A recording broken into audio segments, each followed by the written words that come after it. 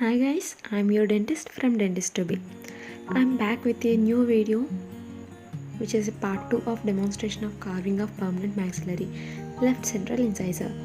If you are a beginner, try to follow every step. I hope it will be useful for you. Get your wax block and draw a midline using your metal scale. Draw the midlines on all the surfaces of the wax block, which will be useful to get your carving in the center of the wax block without any deviation from the midline. Try to get a wax block which is not brittle and which is also free of bubbles. Otherwise there are higher chances of fracture of your carving. Now mark the lengths of crown and roots on the wax block. Now we have nice midlines on all the surfaces and mark them as labial, palatal, mesial and distal. Now mark the mesodistal dimension of the crown at cervix and the mesodistal dimension of the crown at the incisal 1/3 on the labial surface. Similarly mark the labiolingual dimension on the proximal surface. Using these markings, make an outline of the proximal aspect and also the outline of the labial surface. Make sure your cingulum should be in the cervical 1/3 and the incisal edge should coincide with the midline.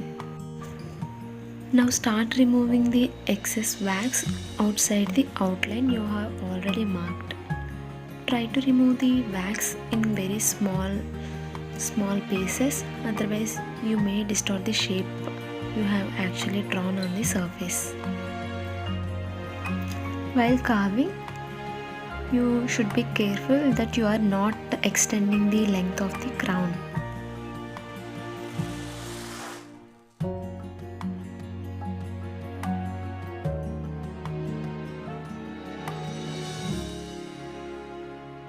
I carved the wax from one side of the crown. Now we continue carving on the other side of the wax block also.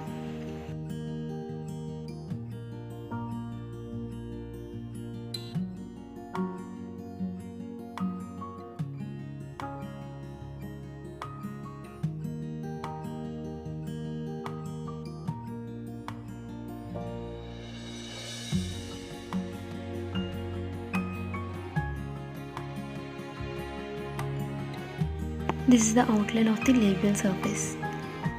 Now we remove the excess wax outside the proximal outline. Make sure that your incisal edge should coincide with the midline.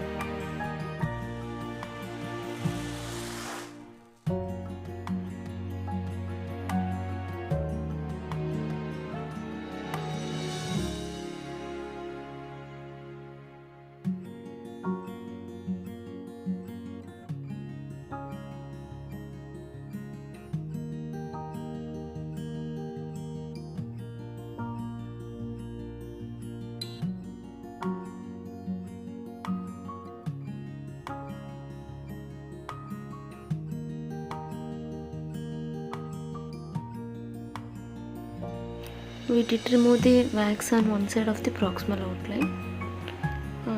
On another side, lingually, you will have cingulum. Make sure that your cingulum should be in the cervical 1/3 of the crown.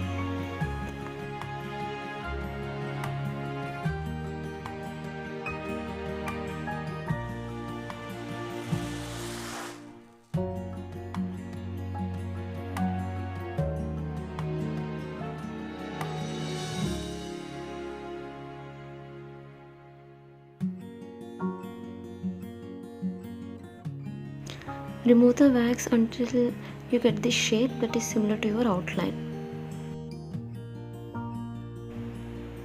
Now this is your labial surface and lingual surface.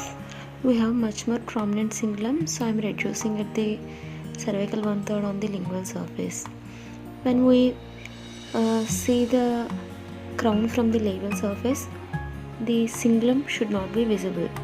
That means labiolingually at the cervical 1/3 the crown converges.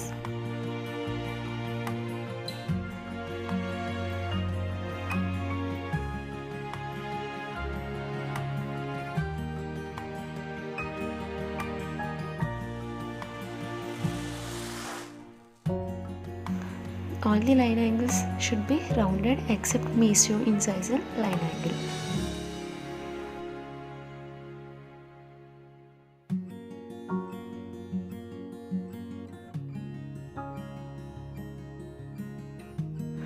This is the view from the label surface. We have sharp meso-incisal line angle, but the disto-incisal line angle has to be slightly rounded.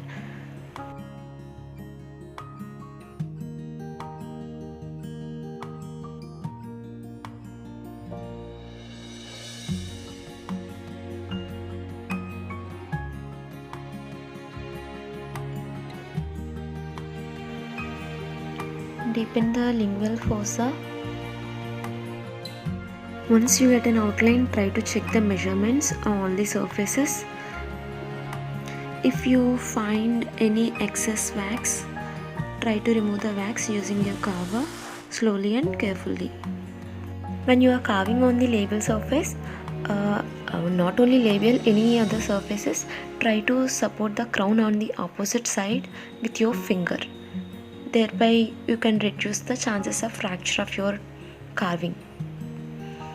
We almost got a good outline.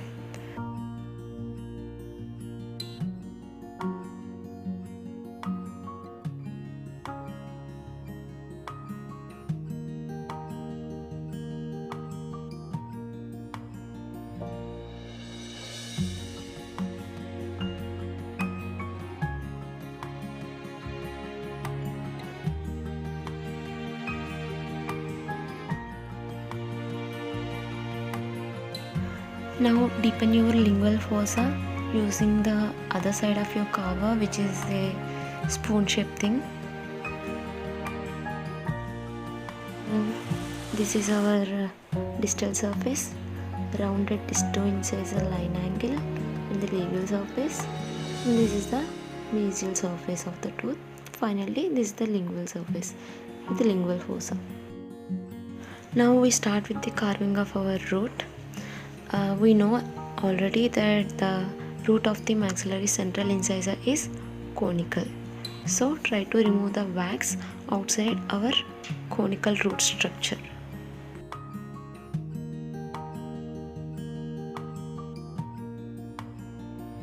When you are carving on one side of the root, try to support your carving on the opposite surface with your finger, because the root is weakest part now. There are higher chances of fracture while you are carving the root.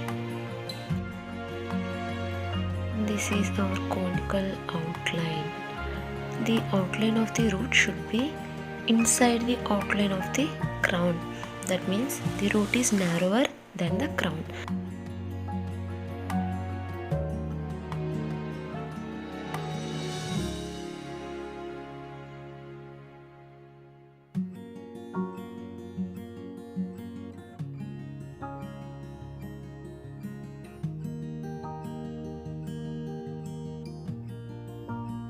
Still our root is bulkier than the crown, so we still have to reduce the width of the root.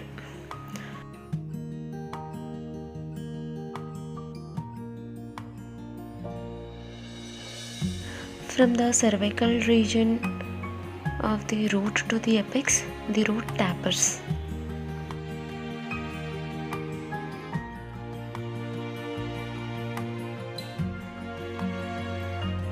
When you are polishing the root surface, don't hold the base of the wax very tightly. Just hold it very loosely and try to polish the root surface.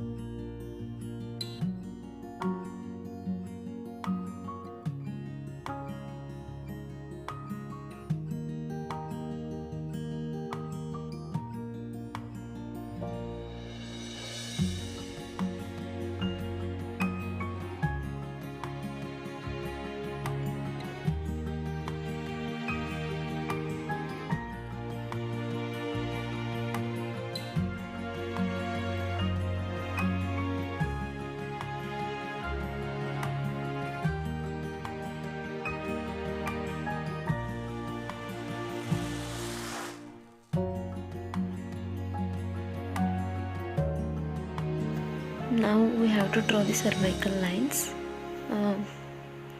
We already know that the mesial cervical line should be more pronounced than the distal.